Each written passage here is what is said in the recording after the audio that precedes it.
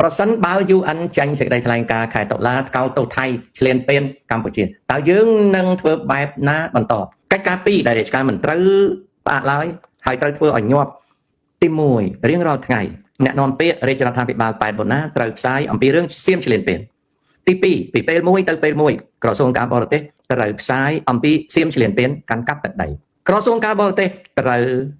តស៊ូលើឆាកអន្តរជាតិគ្រប់ពេលវេលាដើម្បីនឹងបកអាក្រាតអំពើឈ្លានពានរបស់សៀមនៅអង្គការសហប្រជាជាតិមានអង្គការច្រើនអង្គការសិទ្ធិមនុស្សអង្គការជនភៀសខ្លួនអង្គការកេតនភ័ណ្ឌពិភពលោក UNESCO អង្គការ UNICEF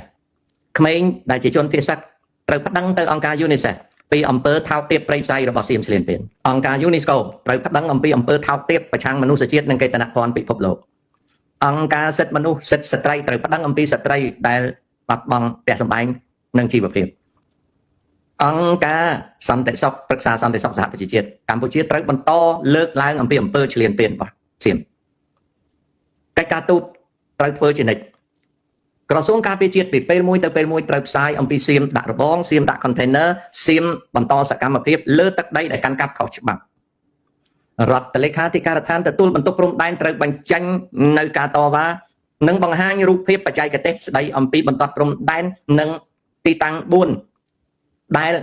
នៅក្នុងទឹកដីខ្មែរទីតាំងប្រៃកោណមរកតតាមមើលតូចតាមមើលធំនិងតាក្របី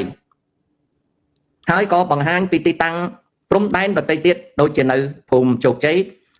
ជាដើមណាភូមិជោគជ័យជាដើមនិងភូមិព្រៃច័ន្ទភូមិវេលវែងអានសេះថ្មតាភូមិផ្ទះ3បើមិនមែនជារបស់យើងអត់និយាយព្រំដែនយើងសកម្មភាពរដ្ឋលេខាធិការដ្ឋានព្រំដែនត្រូវតែបង្កើននៅយឺតណាស់ត្រូវបង្កើនឥឡូវនេះក្រសួងអ្នកនាំពាក្យរាជរដ្ឋាភិបាលប៉ែនបូណាធ្វើការបានល្អក្រសួងការបរទេសធ្វើការបានល្អខ្ញុំឈប់រិះគន់លោកប្រាក់សុខុនហើយខ្ញុំគ្រប់គ្រងគាត់ហើយខ្ញុំគ្រប់គ្រងលោកទេសីហាក្រសួងការពារជាតិធ្វើកិច្ចការបានល្អខ្ញុំគ្រប់គ្រងរដ្ឋលេខាធិការដ្ឋានកិច្ចការព្រំដែនប៉ុន្តែត្រូវថែមសកម្មភាពរបស់ខ្លួនឲ្យរាល់សប្តាហ៍ប្រជាពលរដ្ឋនិងប្រជាជនខ្មែរក្នុងពិភពលោកបានដឹងហើយនឹងមជ្ឈដ្ឋានពិភពលោកបានដឹងអំពីបន្ទាត់ព្រំដែនដែលរដ្ឋលេខាធិការដ្ឋានត្រូវគូសបញ្ជាក់ពីចំណុចសំខាន់ហើយរដ្ឋលេខាធិការព្រំដែនត្រូវសង្ខុញឲ្យខ្លាំងទាមទារការងារ JBC សៀមឲ្យធ្វើការឡើងវិញរដ្ឋលេខាធិការទទួលបន្ទុកព្រំដែនធ្វើការបានល្អហើយប៉ុន្តែនៅយឺតក្រសួងឃោសនាការនិងព័ត៌មានត្រូវបញ្ចេញ AKP ភាសាបារាំងអង់គ្លេសឬភាសាដទៃទៀតឲ្យទាន់ពេលវេលាក្រសួងព័ត៌មាននៃប្រទេសកម្ពុជាត្រូវខំប្រឹងប្រែងប្រើភាសាបរទេសបញ្ចេញសមិទ្ធកម្មព័ត៌មានឲ្យខ្លាំងជាងមុនខ្ញុំដូចស្គាល់រដ្ឋមន្ត្រីក្រសួងព័ត៌មានចាំមើលសួរក្មួយបងហ្នឹងណាគឺជាកូនភាសាតុយរីហីខ្ញុំមិនដឹងដែរណាខ្ញុំមិនស្គាល់តុយរីអញ្ចឹងខ្ញុំគិតចឹងក្រសួងមហាផ្ទៃធ្វើការបានល្អមួយចំនួនតែក្រសួងមហាផ្ទៃត្រូវដាក់ការយកចិត្តទុកដាក់លើ scammers តទៅទៀតដើម្បីកុំឲ្យ scammer ងើបមុខមកហើយរឿងថៃខំប្រឹងបង្វែរកណុងនិយាយពី scam នៅកម្ពុជាឥឡូវថៃវាកប់ត្រឹមកដោយសារ scam កំពុងរាតត្បាតនៅស្រុកវាហើយ scam កំពុងតែផ្ទុះឡើងនៅក្រុងខ្មោច Forest City នៅ Malaysia និងនៅ Indonesia ហើយនិង Philippines អញ្ចឹងយោងទៅតាមរឿង scam នេះវា diversify ខ្លួនវានៅពេលកម្ពុជានឹងពង្រឹងតទៅទៀត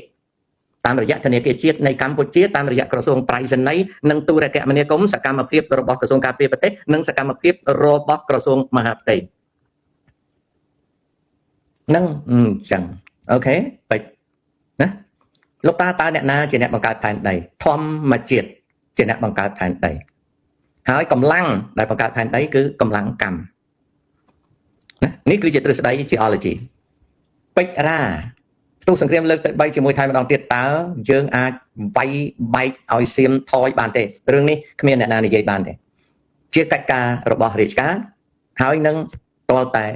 ប្រឈមមុខទៅដឹងអត់មានអ្នកណាទៅដឹងមុនទេគ្មានលក្ខណៈវិទ្យាសាស្ត្រឲ្យដឹងមុនទេតាយិនពុកតារៀបអាវុធសាសប៉ុន្មានឆ្នាំហើយស្ដាប់អត់បានកុំ James Sock ណែយកឈ្មោះតាមកធ្វើអញ្ចឹងអត់ល្អអីចឹងម្នាក់ ចូលមើលលោកតាតែលោកតាពូកែបោកគេនិងលោកតាពូកែផោនិងលោកតាស្ដាប់អត់បានកូនអញ្ចឹងពួកណាស់ដេញចាញ់ទេមិនបាច់ដេញទុកឲ្យនៅស្ដាប់ដេញចាញ់ក៏អត់ចំណេញដែរអញ្ចឹងទុកឲ្យស្ដាប់សរសេរខ្មែរអត់ស្ដាប់បានអញ្ចឹង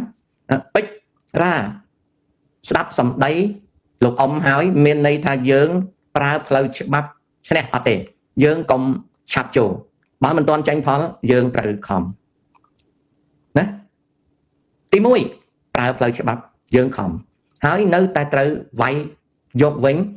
រឿងវាយយកវិញយើងមិនប្រើពាក្យហ្នឹងទេពីព្រោះកាលណាយើងប្រើពាក្យវាយយកវិញយើងខាតយើងប្រើពាក្យថាយើងខំប្រឹងការពារ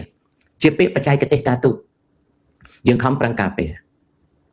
គេអត់ប្រើពាក្យវាយយកវិញទេពេជ្ររ៉ាបើរាជរដ្ឋាភិបាលប្រើពាក្យថាវាយយកវិញយើងដើរចូលអន្ទាក់របស់សៀម